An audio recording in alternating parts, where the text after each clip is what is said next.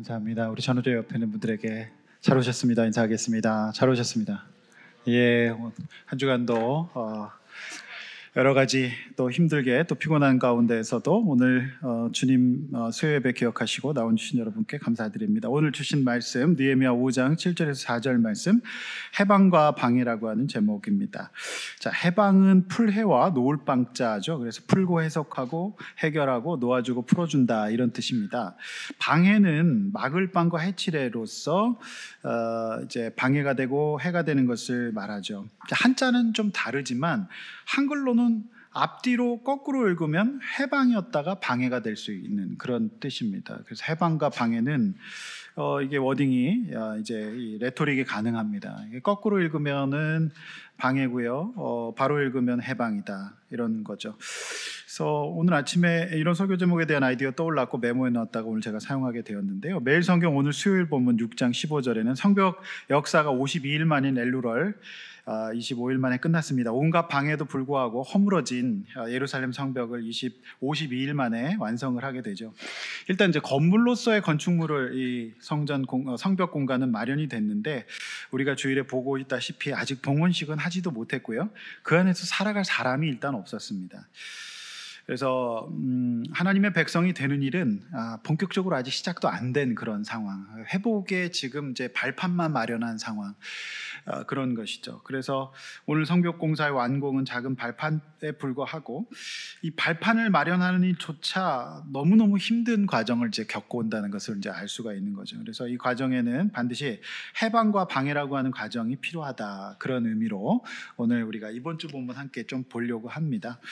자, 그래서 첫 번째 이제 월요일 본문인데요. 5장 1절 19절 펴놓으시면서 함께 묵상하려고 합니다. 해방입니다. 해방돼야 방해를 이길 수가 있다는 것이죠. 자, 월요일 본문 보시면 해방이 없으면 방해를 논할 수가 없습니다. 이제 해방되지 않은 사람이 방해받는 것은요, 상대 탓도 아니고 하나님 탓도 아니고 온전히 자기 문제일 수 있기 때문에 그래요. 자, 1절 말씀 보시면은 백성들이 그들의 아내와 함께 부르짖어서 그들의 형제인 유다 사람을 원망했다 이렇게 돼 있지 않습니까? 그래서 여기서 부르짖음은 기도의 부르짖음이 아니라 그야말로 원망의 부르짖음이었어요. 그러니까 지금 이스라엘 백성은 빈부 귀천 없이 누구나 다 포로 생활해서 예루살렘 귀환에 동참했고 이제 저마다 몸과 마음 물질 헌신을 다하면서 성벽 재건의 일에 동참을 하고 있습니다. 같이 고생을 했어요. 그러나 이제 성벽 완공을 앞두고 이제 그들은 살 수가 없는 처지가 되었습니다. 어떤 한 분들은 굉장히 부자가 되고 어떤 분들은 이제 살 수가 없는 처지가 됐죠. 자, 왜 그랬는지 2절에서 5절은 잘 설명해 주고 있습니다. 자녀는 많은데 성벽 공사에 동원되어서 생업에 종사할 시간이 부족했고 결국 먹고 살기 위해서 밭과 포도원과 집을 같은 동족인 귀족과 민장들에게 저당 잡혀서 흉년을 대비할 수밖에 없었죠. 자, 4절뿐만 아니라 페르시아의 과도한 지배국에 대한 과세 때문에 이도 또 돈이 없으니까 저당을 잡아서 세금을 냈다라고 하는 겁니다. 그래서 5절에서 이런 마음 아픈 얘기를 합니다. 우리의 육체도 저들의 육체와 같다. 이게 형제다라고 하는 겁니다. 동역으로 함께 성벽 성전 건축을 했거든요. 우리의 자녀도 저들의 자녀와 같다. 당연하죠. 뭐 다른 사람이 있겠습니까? 우리 자녀가 귀하듯이 다른 자녀도 귀한 거죠. 그런데 여기 보면 딸이 벌써 저들의 종이 되었다 이런 거죠. 그래서 특별히 딸에 대해서 종들이 되었을 때 형편을 제가 느헤미야 강의할 때 말씀드렸던 기억이 여러분 나실 겁니다. 밭과 포도원은 이미 넘어가서 아무런 힘이 없게 되었다. 이렇게 된 거죠. 예. 참 기가 막힌 상황입니다. 그래서 이제 화요일 본문에 이제 대적들의 공격이 나오는데 이 문제는 사실 어쩌면 어렵지 않아요. 여러분, 대적의 공격이 오잖아요. 그럼 오히려 더 영적으로 뭉칩니다. 오히려 더 이때는 기도할 때라는 생각이 들어서 굉장히 오히려 더 깨어 있을 수가 있습니다. 방해는. 그러니까 제가 오늘 논점은 방해보다 해방이 더 어려울 수 있다는 얘기죠. 근데 이스라엘 내부의 이 문제에서 해방되지 않고서는 방해를 대적하기 전에 그냥 자멸하고 끝납니다. 지금 이 벽이 이제 완공이 되는데 지금 그럼 뭐 하겠습니까? 지금 자멸하게 생겼습니다. 네, 살 수가 없다. 그래서 원망이 크다. 이것을 볼 수가 있어요. 따라서 해방이 먼저고 방해는 나중이라는 것을 생각을 해봐야 합니다. 해방되는 것은 이처럼 중요한데 그럼 우리가 무엇으로부터 해방이 돼야 될까요? 참 5절 말씀이 마음이 아픕니다. 다 같이 성벽을 건축했는데 알고 보니 다른 겁니다. 그들 중 귀족과 민장이 7절 말씀처럼 형제에게 높은 이자를 취하여 그들을 착취했고 그들이 살 수 없도록 만든 겁니다. 지금 가난한 사람은 생업과 많은 자식을 뒤로하고 함께 했는데 이 과정에서 밥은 먹어야 하지 않습니까? 근데 귀족과 민장은 그들에게 담보를 제공하고 빌려줬는데 이때 고리대금을 놓지 않았다라고 하는 겁니다. 왜 그랬을까요? 왜 이들은 이 고리대금을 해서 상대 것을 완전히 이제 빼앗아서 무기력하고 무능력하게 아무것도 할 수 없는 사람으로 만들었을까요? 그 내용입니다. 그래서 여러 가지 이제 빚들 중에 마지막에 이 사채는 정말 어려운 것이거든요. 그래서 이런 상황에 빠졌다. 그것을 같은 동족들인 이제 귀족과 민장이 했던 겁니다. 자, 1, 2, 3차에 귀환하면서 주변에 산발락과 도비아 같은 사람들, 예루살렘을 둘러싸고 있는 사회가 다 그러고 있었어요. 와보니까, 그러니까 이제 1, 2, 3차 명단, 이제 오늘 본문에는 내일 본문에는 명단이 나옵니다.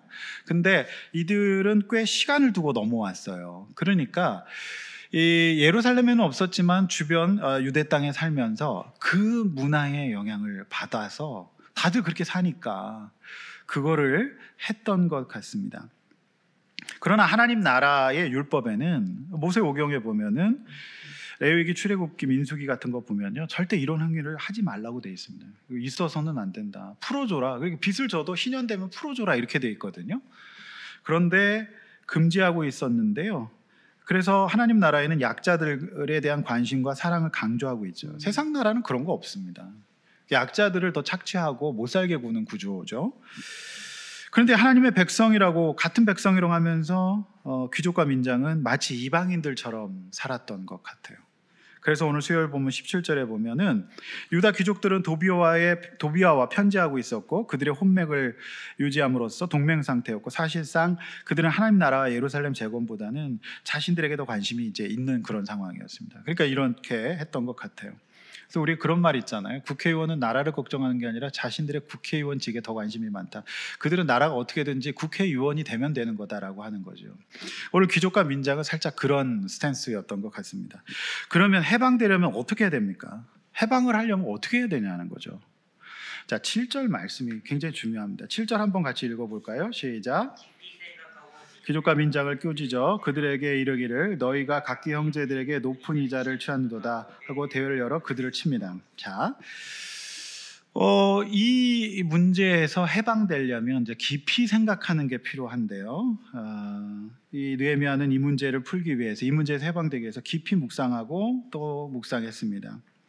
그런데 이 깊은 생각을 방해하는 것이 있어요. 그것은 6절의 분노입니다. 6절 말씀 보면 백성의 부르짖음과 이런 말을 듣고 크게 놓았으나, 그러니까 너무너무 화가 나죠.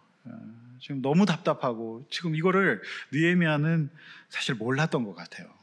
그래서 너무너무 지금 화가 나는 상황입니다. 근데 이제 이 깊이 생각하려면 이렇게 화가 나면 안 되거든요. 근데 느헤미야는 참 놀랍게도 7절에서 깊이 생각을 합니다. 이게 느헤미야의 굉장히 독특한 능력이죠. 네. 거기 이제 사로잡히지 않습니다.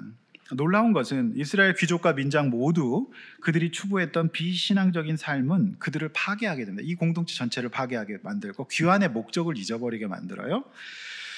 크게 부르짖어 원망하는 구조입니다. 여기서 벗어나야 되거든요.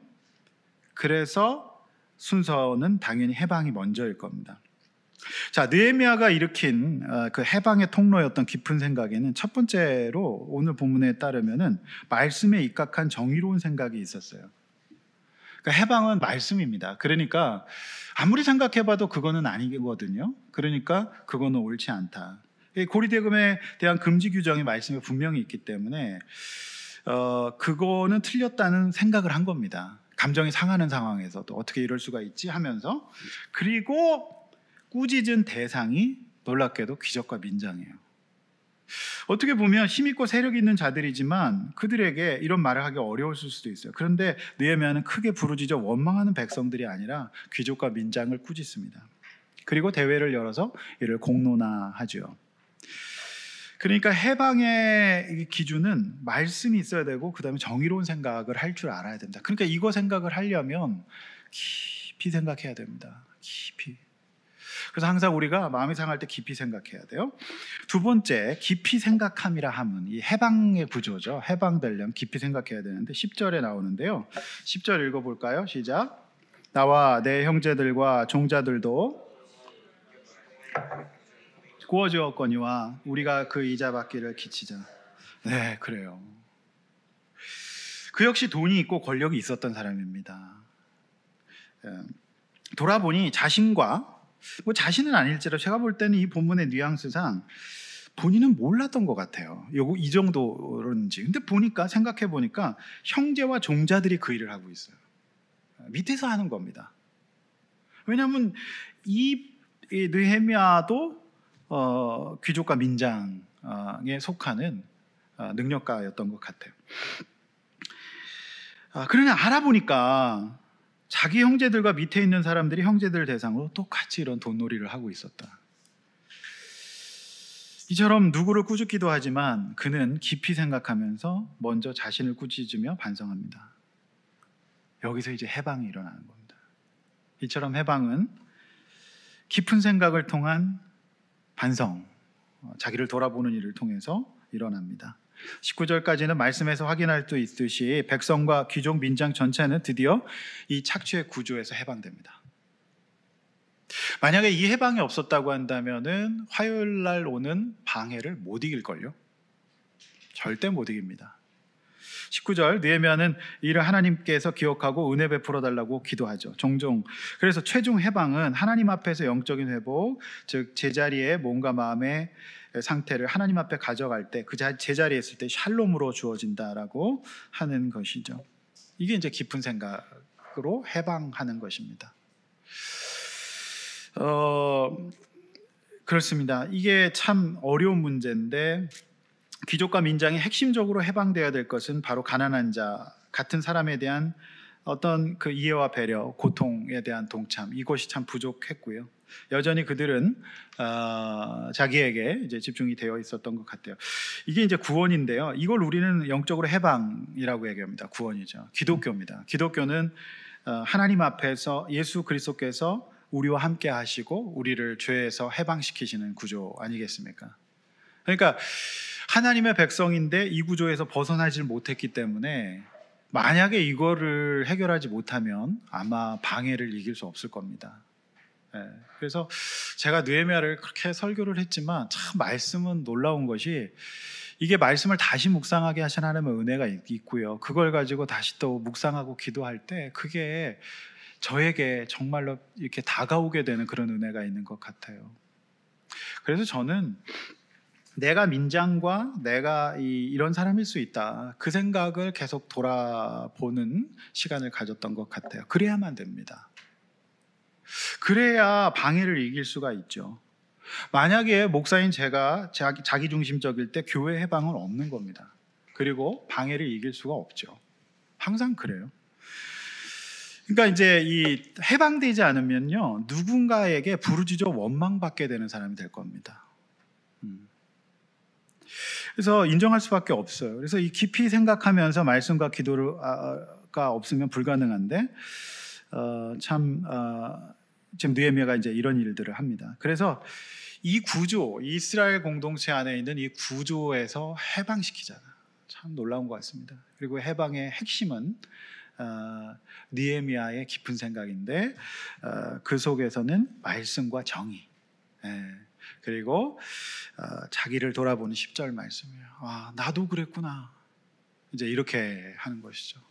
이제 이렇게 되면은 방해를 이길 가능성이 굉장히 많습니다. 근데 방해는 누구에게 오는지 아십니까, 여러분? 해방하지 못한 사람은 방해는 사단도 바빠서 안 합니다. 마귀 정말 바쁩니다. 얼마나 할 일이 많은데요. 그런데 해방된 사람을 방해합니다. 왜냐하면 마귀 입장에서, 원수 입장에서 봤을 때는 자기들의 손실이 되게 크게 예상이 됩니다. 만약에 이 문제에서 이 구조적인 사회 경제적인 문제가 해결되지 않았다면은 사단은, 제가 볼 때는 원수들은 화요일에서 방해 안 할 겁니다. 왜냐하면 그렇게 하다가 자멸될 거거든요. 그래서 여러분 우리가 먼저 해방되어야 됩니다. 그래서 우리가 이거를 각자 한번 돌아볼 수 있기를 원합니다. 그래서 이렇게 한번 좀 제가 적용 나눔 질문 드려봅니다. 내가 해방될 것은 무엇일까요? 그리고 그 해방의 중심에 하나님 나라보다 나의 중심이 있지 않는가, 이 부분을 한번 우리가 생각을 해봐야 될 것 같습니다. 두 번째 화요일 본문입니다. 느헤미야 6장 1절에서 14절인데요. 자, 화요일 본문 피시고 1절, 산발랏 도비아 겟셈은 분노합니다. 자, 원수들은 느헤미야가 성벽을 건축하고 허물어진 틈을 남기지 아니었다함을 듣고 난리가 납니다. 이 방해는 분명 순수한 방해입니다. 이거는 순수한 사단의 방해예요. 여기까지 오려면 분명히 내부에 해방이 있어야 돼요. 방해 해방은 뒤집어서 한 끝이라고 했습니다. 그래서 해방이 안 되면 원수들은 정말 그냥 놔둘 겁니다. 왜냐하면 그러다가 원망하면서 불평할 것이기 때문에 그래요. 이렇게 방해도 하지 않아요. 알아서 원망하고 부르짖다 망하기 때문이죠. 자, 여기 이제 보면 그들은 문짝을 달지 못했다는 상황을 더 크게 봅니다. 그러나 방해의 시작은 이처럼 우리를 넘어지게 하는 것은 우리가 받은 복, 하나님께서 베풀어 주신 은혜보다 아직 안 베풀어 주신 것에 관심을 갖도록 만들어요. 그게 이제 방해죠. 거의 완공됐는데 지금 문짝만 못 달았거든요. 그거를 사단은 원수는 공격하잖아요. 그 문짝을 못 달았으니까 아무것도 아니라고 보는 겁니다. 그리고 반대로 그들은 이거를 기회로 봐요. 이걸로 치면은 넘어질 거다. 그렇게 보거든요. 그러니까 우리가 항상 관점이 중요한 것 같아요. 무엇을 볼 것인가. 그렇죠. 이제 이 문이라는 게 그래요. 문이라는 게. 그러니까 우리가 이제 로비를 공사를 했는데 문을 못 갈았거든요. 약간 좀 아쉽죠. 그 생각이 살짝 들죠. 그런 겁니다. 근데 저 문이 커가지고 제작을 잘 해주는 데가 없어요. 원하는 대로 조금 이렇게 창도 좀 내고 그렇게 하고 싶은데, 근데 계속 알아보고 있습니다. 그래서 어쨌든 그런 겁니다. 자, 방해를 어떻게 하는가? 우리가 이제 베풀으신 은혜와 우리에게 이미 이루어 주신 것들을 보고, 물론 문은 큽니다. 그러면 그게 성벽 기능이 완성이 안 되잖아요. 들어올 수가 막 있고, 뭐 원수들이 들어올 수 있으니까 그거를 이제 좀 볼 수도 있지만, 어떻게 보면 우리가 그 공격을 바라볼 게 아니라 달면 끝난다라는 생각을 또 할 수도 있는 거잖아요. 그렇죠? 다 됐다라는 생각, 그거를 우리가 해야 될 것 같습니다. 자, 이제 방해는 어떻게 오는가? 자, 첫 번째는 이제 2절에서 4절에 사람을 의지하게 하는 방해를 합니다.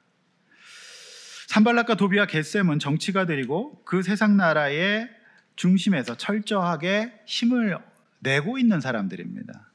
그러니까 역시 이제 그 예루살렘 총독 발령을 받아서 온 사람인 정치가 느헤미야로서는 이들을 무시할 수 없어요. 주변 국가. 그러니까 지금 일본과 중국과 뭐 이런 사람들 같은, 만약에 여러분 보십시오, 그분들이, 그 나라는 우리는 지정학적으로 연결이 되어 있잖아요. 무시할 수는 없거든요. 근데 이들이 만약에 이런 초대를 합니다. 그런데 만약 느헤미야가 이때 하나님 아닌 사람과 정치에 대한 의존을 하고 있었다면 반드시 이 초대에 나갈 겁니다. 나갈 거예요. 그러나 그는 3절에서 하나님의 역사를 멈출 수 없기 때문에 못 나간다라고 특별히 4번 거절을 합니다. 4번. 근데 한두 번은 거절할 수 있는데 4번째 청이 오면 굉장히 생각이 많아지겠죠. 만약에 이렇게까지 청을 하는데 내가 안 하면 어떻게 될까라는 두려움이 올 수도 있지 않겠습니까? 외교적인 어떤 부담감이 있는 내용이잖아요. 그런데 방해는 이처럼 하나님만 바라보고 사명을 쫓고 지속적인 일관된 적용으로 이겨내는 방법밖에 없어요. 만약에 3번까지 참았는데 4번에 나갔다고 한다면 그는 암살입니다. 그래서 거의 합격은 없다. 합격을 해야 합격이다. 이렇게 이제 알 수가 있는 것이죠. 두 번째 방해가 나옵니다. 두 번째 방해. 두 번째 방향은 이제 5절에서 9절에 나와요. 이 방해는, 그러니까 이 패턴은 굉장히 오래된, 보통 우리가 이 느헤미야서를 한 2500년 전이라고 보는데요. 2500년 묵은 사단의 전술과 전략은 사실상 크게 변화되지는 않았다라고 볼 수 있어요. 사람입니다. 그러니까 하나님보다. 두 번째는 언어 공격이 와요. 언어 공격. 자, 5절에서 9절입니다. 자, 여러분 기억나실 겁니다. 봉하지 않는 편지를 쓱 흘립니다. 이 얘기는 뭐냐면은 전달하는 사람이 보라는 얘기입니다. 그러면은 그 전달한 사람은 그 소문을 퍼뜨리라는 거죠. 굉장히 교묘해요. 반역할 것이라는 소문이 퍼집니다. 자, 이렇게 되면은 느헤미야 입장에서는 억울하고 분하고 굉장히 어떻게 보면 생각이 많아지겠죠. 이게 만약 본국의 보고가 된다면 나를 믿고 돌아오라고 그렇게 나를 믿고 후원해줬던 본국의 왕은 어떻게 될까 하면 식은땀이 날 수 있는 상황입니다. 그렇지 않습니까?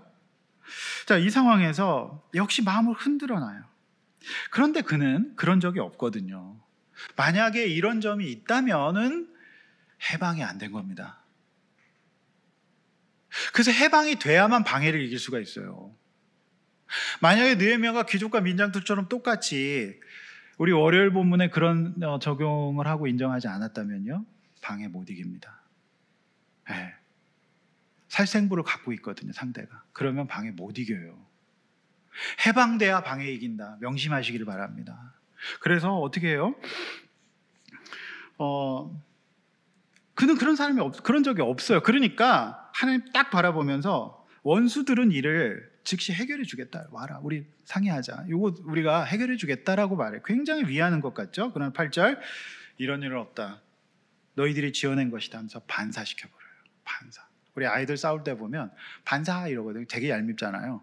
막 뭐라고 막 이제 정말 애가 타격받을 만한 상말을 했는데 딱 최고의 방법은 반사 이러는 거거든요.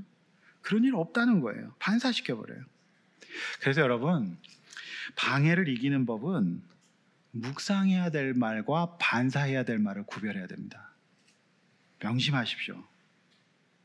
이것만 구별해도 하나님 앞에 방해 이길 수 있어요. 만약에 그거를 반사하지 않고 그걸 묵상하면 어떻게 돼요? 9절 말씀처럼 피곤하여 역사를 중지하게 돼요. 그냥 너무 영혼이 피곤해져요. 그래서 역사가 어떻게 돼요? 진행됩니까? 중지됩니까? 진행입니까? 자, 피곤하면 역사가 중지되죠. 그걸 대적은 지금 원하고 있잖아요. 즉, 우리의 마음을 피곤하게 해요. 그리고 행동을 하지 못하도록 합니다. 무슨 이상한 말을 들었다. 보십시오. 분위기가 이상하다. 우리가 듣는 방법은 여러 가지인데요. 분위기가 이상하다도 굉장히 중요합니다. 느헤미야가 시찰을 하는데 백성들이 수군거리고 분위기가 이상한 것 같아. 근데 여러분, 아이들은요 진짜 그 반의 분위기. 근데 아이들은 전혀 그 아이에게 관심이 없는데 그 아이는 자기를 다 쳐다보기 때문에 자기의 여드름을 보일 수가 없기 때문에 자기는 밥을 먹을 수가 없다는 거예요. 아무리 얘기를 해도 다 나를 본대. 참 어리석은 생각이죠. 그럼 쫄쫄 굽고 배가 고프니까 힘들죠. 근데 보십시오. 그냥 분위기가 이상하다. 그리고 설사 무슨 말을 들었다고 해도 그 말을 묵상하면 우리가 어떻게 영혼이 피곤해지죠. 그러면 이제 우리가 공동체를 보면 어떻게 돼요? 일단은 예배, 목장, 교회 안 나간다. 이렇게 될 수가 있죠. 들어야 될 말, 묵상하지 않아야 될 말, 반사해야 될 말 아니다. 그리고 하나님 앞에서 내 손을 힘있게 하소서라고 기도함으로 계속 사명을 감당하면 되거든요. 근데 이게 참 안 되는 측면이 있어요. 특별히 아이들 이렇게 어리면, 신앙이 어리면 이게 참 잘 안 돼요. 아이들은 금방 이제 서운하면 울고 삐지잖아요. 네, 그런 겁니다. 우리가 이제 신앙이 어리면 그럴 수 있어요. 근데 이제 어른들은 어떻게 생각해요? 그럴만 하겠지. 뭔가 오해하겠지. 괜찮아. 하나님 앞에 서야지. 이렇게 생각하는 게 이제 어른이잖아요. 그런데 신앙이 어리면 이 구별을 잘 하기가 어려울 수가 있다라고 하는 겁니다. 자, 공격, 이제 방해, 세 번째 뭡니까? 10절에서 13절, 교만과 두려움의 방해를 합니다. 여러분, 요것만 잘 보셔도 내가 굉장히 안 넘어질 수 있습니다. 명심하시길 바랍니다. 10절, 13절, 10절, 13절 한번 같이 읽어보겠습니다. 시작. 이후에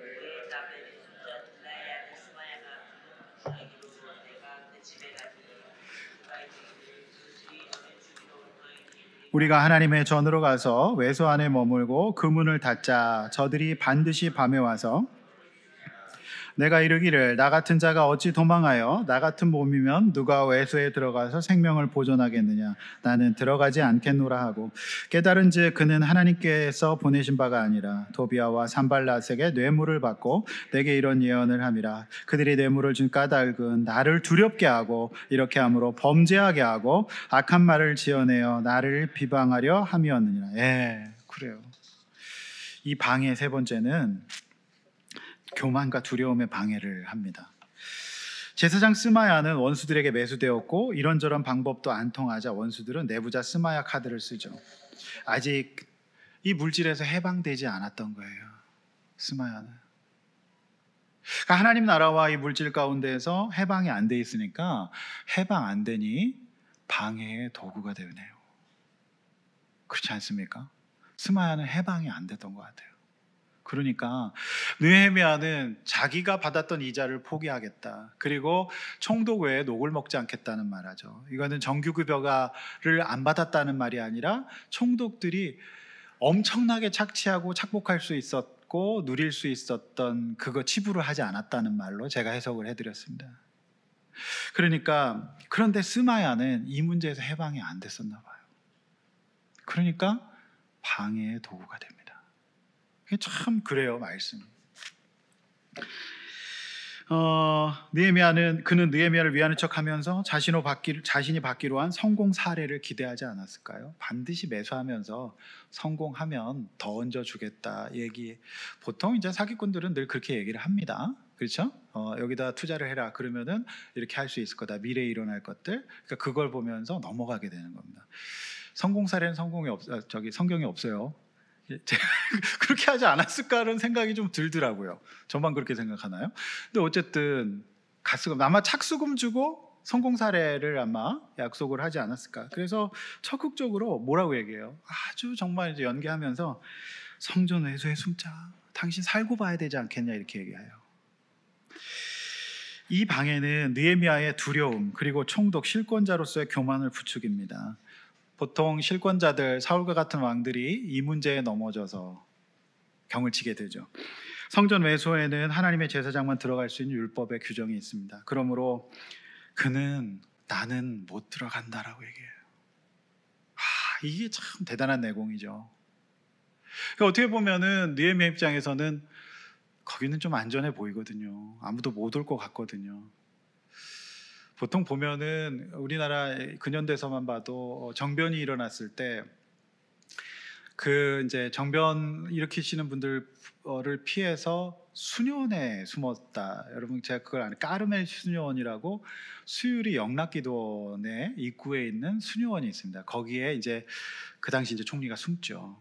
그런 역사가 있습니다. 제가 그 동네에 살았어서 까르멜 수녀원 일단 담장이 엄청나게 높고요. 담장 높은데 철조망이 쳐져 있어서 사실상 요새입니다. 못 들어가요. 근데 나중에 제가 어릴 때 몰랐는데 나중에 이 역사적 인물이 여기 숨었다니 그걸 알게 되어서 숨을만 한 거구나. 그 옛날에 수유리 그 영락기도 있는 그 산골은요. 제가 볼 때 호랑이가 나와도 나올만 했을걸요. 네, 굉장히 깊은 그런 산이었을 겁니다. 좀 웃어주시면 안 될까요? 재미없습니까? 별 얘기를 다 하는데 어쨌든 그래요. 여기 숨어라 했어요. 숨어라. 근데 안 된다는 겁니다. 내가 거기 어떻게 숨냐. 사실 근데 느헤미야는 못할 것이 없었어요. 지금 굉장히 지지도도 높고요. 네. 그리고 백성들에게 나름대로 존경받고 있는 사람이었어요. 그러면 할 수도 있잖아요. 사울왕처럼. 그런데 그렇게 하지 않아요. 결국 이 방해는요. 일단 두려움을 이용해요. 그 다음에 교만을 부추길 겁니다. 할 수 있지 않냐.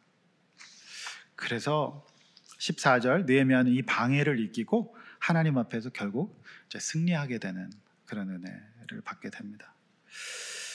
이처럼 해방된 그리스도인은 거꾸로 방해를 이길 수 있는 하나님의 사람이 되는 것 같습니다. 할렐루야. 우리 하나님 앞에 해방되어서 방해를 이길 수 있는 능력을 받을 수 있기를 원합니다. 아멘. 네, 굉장히 여러분 그러니까 이제 말씀을 전하는 사람이 지겨우면 못 전하는데요. 저는 이 말씀을 설교를 했지만 좀 지나서 다시 본 이 말씀이 너무 저는 신선하게 느껴지는 것이 성경은 그래서 위대한 것 같습니다. 할렐루야. 정말 성경은 위대해요. 왜냐하면 그 전의 삶이 다르고 오늘날의 삶의 상황이 다를 수 있지 않습니까? 그래서 말씀은 우리면 우릴수록 정말 진국이 나오는 것 같다. 말씀은 지겹지 않고 새로운 느낌이 드는 것이 제가 이 말씀을 전하면서도 전에 보지 못했던, 전에 묵상하지 못했던 것들이 저에게 다가오는 것 같아서 참 좋은 것 같아요. 그 영적인 일은 다 그런 것 같습니다. 제가 아무리 설교를 했어도요, 다시 묵상하게 하시잖아요. 2번 그렇게 합니다. 그리고 설교 준비를 이렇게 막 하니까 오랫동안 이제 많은 것들을 보면서 묵상할 수밖에 없거든요. 근데 지나가 버립니다.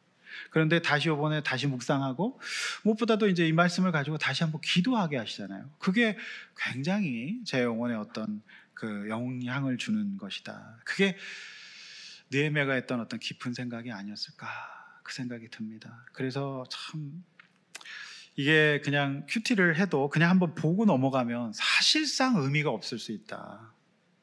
예. 그리고 말씀을 그냥 듣는 거가 아니라 그 말씀을 가지고 깊이 묵상하고 또 하나님 앞에서 기도하고, 상황이 졌을 때 그 말씀을 끌어와서 현실 가운데 대입하고, 이런 것들이 굉장히 중요한 거구나. 예, 그 생각을 많이 하게 됩니다. 이거 우리가 뭐 지적으로 알아서 뭐 하겠습니까? 성경 말씀을. 이거 무슨 학력고사 나오는 것도 아닌데요. 그래서 하나님의 말씀은 그런 것 같다는 생각이 들어서 저는 이 느헤미야, 이 매일 성경의 배열이 또 고맙다는 생각이 들어요. 저부터 돌아보고 하나님 앞에 깨어 있게 되는 좋은 어떤 그 깊은 생각을 할 수 있는 계기가 되는 것 같습니다. 우리 다 그런 성도들 됩시다. 이거 다 아는 말씀이라고 하지 마시고, 예? 벌써 여러분 좀 아는 말씀이라고 생각하십니까? 예? 새로운 말씀 좀 봤으면 좋겠습니까? 그 새로운 말씀 봐서 뭐 합니까 도대체? 그 말씀이 나에게 능력이 되고 힘이 돼야지 되는 겁니다. 그래서 참 감사한 것 같아요. 조금 딜레마는 이제 주일 설교하는 거랑 겹쳐 나갈 거라서 그거는 조금 걱정은 됩니다. 막 이제 근데 그래도 뭐 그때 가서 그건 또 생각하면 됩니다. 그래서 나눔 제목 제가 드립니다. 2번째, 자, 내가 넘어지는 원수 방해는 뭡니까? 내가 넘어지는 거. 내가 이게 넘어지는 게 있어요. 오늘 이 산발랏과 도비아의 방해들을 보면서 부족함만 보는 건 아닌가. 이미 주신 것보다 못 주신 거 생각하고, 그 다음에 사람을 의지하고 말로 넘어지고 교만과 두려움의 방해를 잘 다루고 있는가, 이거를 한번 좀 점검해 보면 될 것 같아요. 자, 이제 마지막입니다. 이제 거의 다 왔는데 오늘 본문으로 묵상하고 이제 기도하려고 합니다. 자, 오늘 짧게 제가 보면 정말 중요한 거는 1절 월요일 본문의 해방입니다. 제일 중요하다 생각하고요. 2번째는 방해를 이기는 거고, 그 결과가 오늘 본문입니다. 수요일 본문이죠. 그래서 수요일 본문이 결론인데, 자, 6장 15절 다 함께 한번 읽어보겠습니다. 시작.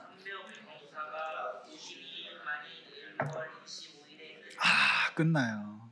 그러니까 해방과 방해를 잃어버린 백성이 이렇게 마침표를 찍게 되는 것 같습니다. 16절에 대적이 낙심하죠. 우리의 모든 대적과 주위에 있는 이방 족속들이 이를 듣고 다 두려워하여 크게 낙담하였습니다. 이게 역전이 되죠. 해방된 백성은요, 사단 원수 마귀를 낙심하게 할 수 있습니다. 우리 모두 사단 마귀를 낙심하게 할 수 있는 성도들 될 수 있기를 원합니다. 그들이 우리를 두려워할 수 있기를 원합니다. 그들이 하나님께서 이 역사를 이루신 것을 알았다. 그들도 알아요. 이 원수 마귀가 부담스러워하는 성도님들 될 수 있기를 원합니다. 그래서 16절에 낙심하고요. 그 다음에 이제 참 17절, 19절이 또 마음 아픈 구절입니다. 저는 이 문제를 이제 성화로 좀 봐야 될 건데, 우리가 한 번 구원을 받아요. 그렇지만은 여전히 우리가 이루어야 될 구원이 있죠. 자, 유다 내부는 해방되었습니다, 분명히. 근데 구원은 단회적이지만 점진적으로 주님 닮아가야 될 단계가 남아 있어요. 아직 그들은 완전히 해방을 했지만 또 다시 원점으로 돌아가서, 이 말씀 보면 유다의 귀족들이 여러 번 도비아에게 편지하였고 도비아의 편지도 그들에게 이르렀고요. 그 다음에 18절에서 그들이 동맹한 자가 많다라는 표현을 하고 있어요. 그리고 19절에 도비아의 선행을 내 앞에서 말하고 내 말도 그에게 전하며 도비아가 내게 편지하여 두려. 그들에게 이제 정보를 주는 상황이었다라고 하는 겁니다.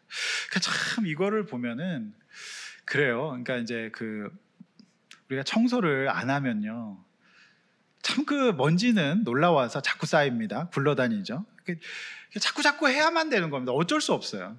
그러니까 전날에 그들은 분명히 해방이 됐어요. 대회를 여서 모든 백성이 하나님 앞에서 그렇게 하지 않기로 했지만, 야, 그래서 그랬는데 아직도 또 요런 완공이 됐는데 이러니까. 그러니까 이게 뭐냐면 봉헌식을 못하는 이유가 이런 겁니다. 봉헌이 안 돼요. 근데 이제 내일 본문에서 이렇게 낙심합니다. 그러니까 여러분 17절, 19절의 이 상황을 보면서 느헤미야는 마음이 좀 어려울 수 있겠죠. 그런데요, 느헤미야는 내일 본문 보시면 하나님 앞에서 탁 붙잡고 깨어 있습니다. 똑같이. 그러니까 하나님께서 그를 감동시키세요. 어떤 감동을? 처음부터 여기에서 감동은 절망이 아니라 좌절이 아니라 새로운 희망과 용기의 마음일 거라고 저는 믿습니다. 그랬더니 못 봤던 귀한 자들의 1, 2, 3차 명단이 발견이 되잖아요. 그래서 그들을 봅니다. 근데 그러니까 7장 끝에서 우리가 주일날도 봤지만 집도 없고 과일자가 없다는 걸로 가잖아요. 그러니까 느헤미야 사실은 피곤하고 역사를 그칠 수도 있는 상황인데 느헤미야는 그러지 않아요. 하나님 앞에 다 깨어서 내 하나님이라고 고백하니까 성령께서 그를 감동케 하셔서 그 명단을 보게 하십니다. 탁 무릎을 치고 이렇게 돼요. 그래, 혼자가 아니지. 이미 여기에는 예루살렘은 아니지만 유다 땅 전역에 1, 2, 3차 기원자들의 명단이 있는데 그들이 자그마치 49,942명입니다. 제가 세봤어요. 그러니까 느헤미야는 감동했던 거예요. 뭐예요? 진짜 그렇게까지 우리가 해방되었다고 생각했지만 아직도 17, 19절의 상황이네. 그러니까 느헤미야는 이때 더 깊이 생각하고 기도했더니 하나님께서 그를 느헤미야야, 너무 염려하지 마라. 이미 내가 너희들 선배들을 보내놨단다. 위로하셔요. 그 명단이 쭉 나오는데 그래서 이제 느헤미야가 뭐합니까? 사람이 없다고 생각했는데 아니에요. 그 사람들을 붙잡고 이제 우리가 보아봤던 말씀을 낭독하고 양육하고 성장하고 은혜 받고 기도함으로써 부흥을 이루어서 지난 주일 우리가 봤던 말씀처럼 자원하는 자들이 나오고 제비 뽑게 하는 자들이 나오고 리더들이 먼저 거주함으로써 완성이 되고 이제 우리는 곧 봉헌식을 하게 되는 겁니다. 할렐루야. 우리 하나님은 일하고 계셨습니다. 근데 우리가 내 하나님에 대한 인식이 분명히 없으면 오감에 의지하게 되어서 우리가 하나님 앞에서 감동을 잃어버릴 수가 있어요. 하나님은 지금 일하고 계십니다. 믿으시길 바랍니다. 그래서 그렇게 하시는 거예요. 그래서 우리가 끝이 없어요. 우리 자신에 대해서. 그래서 언제나 우리 자신을 돌아보면서 성장해야만 됩니다. 네, 정말 그렇습니다. 그 은혜를 받으셔야 됩니다. 네. 청소기가 여러 가지 청소기가 있는데 당근에서 D사의 청소기를 싸게 하나 샀습니다. 근데 그 청소기가 놀라운 게 이렇게 청소기를 키잖아요. 그러면 무슨 광선 같은 게 나와서 먼지가 더 잘 보여요. 나는 그거 보면서 깜짝 놀랐어. 먼지가 그렇게 많은가? 근데 그게 이제 광선, 초록색 광선 같은 게 이렇게 좀 나와요. 그래서 당근에서는 사실 좋은 게 굉장히 많고 그 하나님 나라의 보화 같은 그런 게 굉장히 많습니다.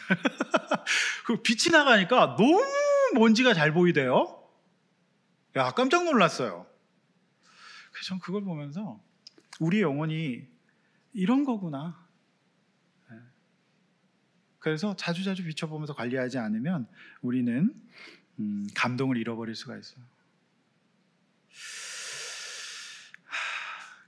그래서 이제 그런 상황이었지만 저는 이제 7장 1절에서 2절 우리 한번 같이 읽어볼게요. 크게 마지막입니다. 시작. 아니 7장 1절에서 2절 시작. 성벽이 시작.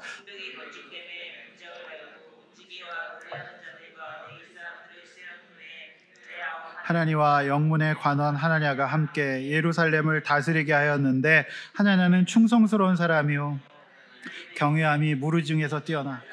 그래요. 참 놀랍습니다. 우리가 마음은 어려울 수 있지만 하나님은 느헤미야에게 하나님 그리고 영문관원 하나냐가 그가 충성스럽게 하나님을 경외하면서 무리 중에서 뛰어나게 해서 동역을 이뤄 나가고요. 그들이 한 일은 3절, 4절 이하에 문을 열고 닫는 일들, 관리하는 일들 하면서 깨어 있습니다. 그리고 그러나 아직은 낙심된 상황이라 7장 4절이 오늘의 끝입니다. 7장 4절 읽습니다. 시작.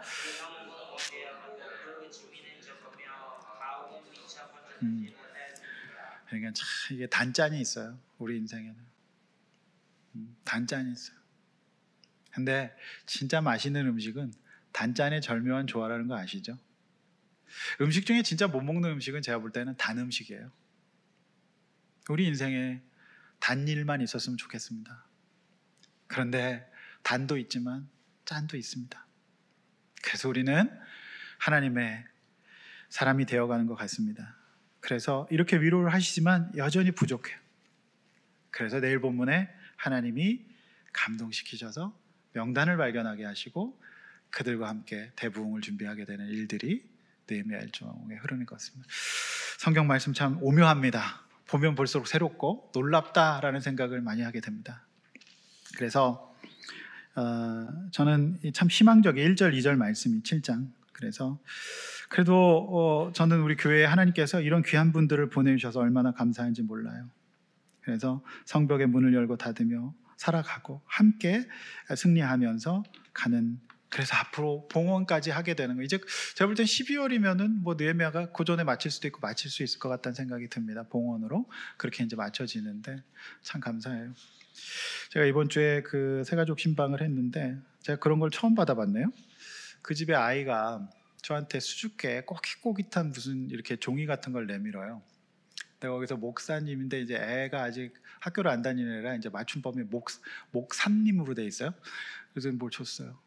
뭐니 그랬더니 얘가 제가 온다고 막 준비를 했대. 그래서 열어보니까 자기가 웃고 있고 제가 또 이렇게 웃고 있고 그리고 막 거기 막 이런 막 예쁜 막 이런 것들이 막 날아다니는 거예요. 그래서 얘가 막 그렇게 막 저를 좋아한대요. 그리고 목사님 오신다고 그렇게 편지를 써가지고 그림 편지를 써가지고 이렇게 내미는 거예요. 너무 감동받았어요. 네. 어제의 하나님은 그 아이였습니다. 저에게 너무 마음이 훈훈해지고 그 순수한 마음이, 그래서 감사하다. 내가 진짜로 신방 가서 이런 거 처음 받아본다. 고맙다 했는데 얘는 또 쑥스러워하죠. 근데 그렇게 막 좋아한대요. 왜 좋아하는지 모르겠는데 그 그림은 환하게 웃고 있어요. 저도 웃고 있어요. 제가 이렇게 많이 웃은 것 같지는 않은데 웃고 있어. 그리고 걔도 웃고 있어. 그래서 제가 그림 맞춤법이 틀리고 그랬지만 그게 무슨 의미 있어요? 그죠? 네, 그래서 상관없다. 그래서 그거를 이렇게 제 책상에 이렇게 올려놨어요. 그 아이가 오면 또 확인할 거거든요. 너무 고맙다. 목사님이 이거 버리지 않고 잘 보관할게. 이렇게 얘기를 했어요. 그런 것 같습니다. 그래서 단짠이 있다는 거 늘 기억하시면서 우리 하나님 앞에서 승리하는 저와 여러분들 되시기를 원하고, 주님이 일하고 계십니다. 저와 여러분의 인생에, 저와 여러분의 삶 가운데 끊임없이 일하시고 함께 계실 줄로 믿습니다. 해방하는 성도들 됩시다. 그리고 해방하여서 방해를 이루어서 하나님 앞에 스마야가가 아니는 하나님 앞에서 하나니가 될 수 있도록 우리 다 같이 각자를 기도하고, 무엇보다도 제가 하나님 앞에서 정말로 해방된 그런 사람, 하나님 앞에서 성숙한 그런 사람이 되도록 저도 늘 제 자신을 돌아보고 노력하도록 하겠습니다. 우리 시간에 말씀 붙들고 함께 같이 기도하시죠.